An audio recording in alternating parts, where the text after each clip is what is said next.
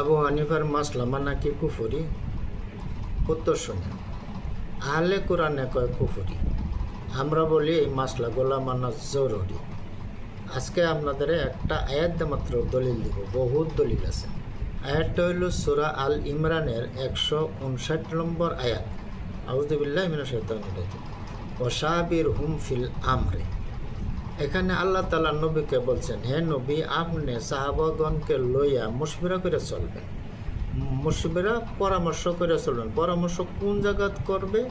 যে জায়গাত শরীয়তের কোনো স্পষ্ট দলিল নাই, ওই জায়গাত মুশবিরা করবে। ঠিক এই হিসাবে আবু হানিফা মাসলা বার করছেন, যেগুলা জায়গাত শরীয়তের কোনো কাতি হুকুম নাই, ওই জায়গাত মাসলা বার করছেন। যেরকম একটা মাসলা দেখেন, মদ খাওয়া কোরআনের নিষেধ, এটা স্পষ্ট, কিন্তু বাঙ্গের কথা বা অন্যান্য নেশার কথা কোরআনে নাই। আবু হানিফা 40 জন সাথী লইয়া এখানে পরামর্শ করিয়া এই কথা মাসলা বার করছেন যে আল্লাহ তাআলা স্পষ্ট কোরআনে নিষেধ দিয়েছেন মদের কথা।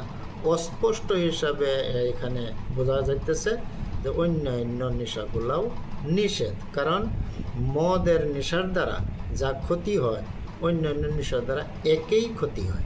যেরকম ধরেন, একজন মদখুর পুরুষে তার স্ত্রীকে মারপিট করে তালাক দেয়, অন্যান্য মা বোন বোঝে না, ওইগুলোর লগে সে সঙ্গম করতে চায়, এত বড় ক্ষতি করে, সালাত আদায় করে না। ঠিক এরকম ক্ষতিগুলাই করে অন্যান্য নেশার মধ্যেও। তো ইসলামে তো এইগুলা বৈধ না।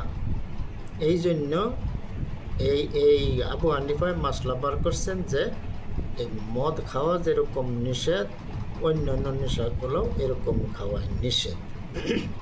এখন যদি কেউ এগুলা না বুঝে, এই ক্যাশটারে না বুঝে, তখন অর্থ হবে কি যে মদ খায়া হরস্তুল করো না, ভাং, ড্রাগস, অন্যান্য নেশা খায়া বিবিরে তালাক দাও, অন্যান্য যা ক্ষতি আছে মা বোনের লোকে খারাপই করো, সব জায়েজ। এটা হবে অর্থ, যদি কেউ এই সমস্ত ক্যাশ না বোঝে। অস্পষ্ট কথাটারে আবু হানিফা স্পষ্ট করে দিছে এতটুকু। আমি একটা উদাহরণ দিতেছি। একজন গৃহস্থের তার কামলারে বললো যে দেখো, তুমি এখানে বয়ে থাকো, ক্ষেত পাহারা দিও, গরু আইয়া যে ক্ষেত না খায়। সে সারাদিন পাহারা দিছে, গরু ফিরাই রাখছে, অন্য মানে ছাগল ভেড়া আয়া ক্ষেত খায় শেষ করছে।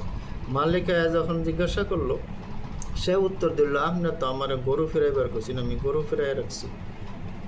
এই কামলার যে জ্ঞান, যারা ক্যাশ না বোঝে, আমি বুঝতেছি তারারও এরকমই জ্ঞান।